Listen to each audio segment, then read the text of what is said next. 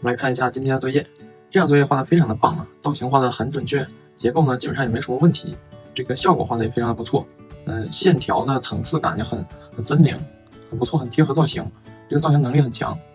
然后我们来看一下第一张这个的话呢，在这个位置稍微有一点点小问题，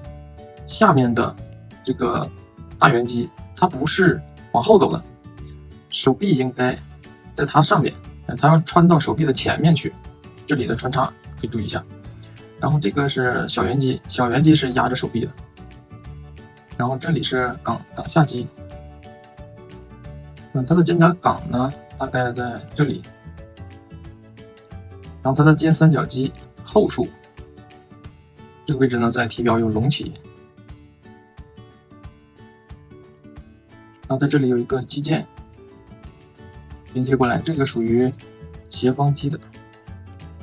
然后它斜方肌在这里呢没有什么骨，所以说这个线条要平一点，不要太圆。就斜方肌下面的这一块呢是比较扁的，上面这里是比较鼓的。另一侧的肩胛骨，斜方肌在肩胛骨上的这个肌腱，这条缝呢再往外移一点点。我们来看一下这个效果画的非常不错啊，这个素描画的很好，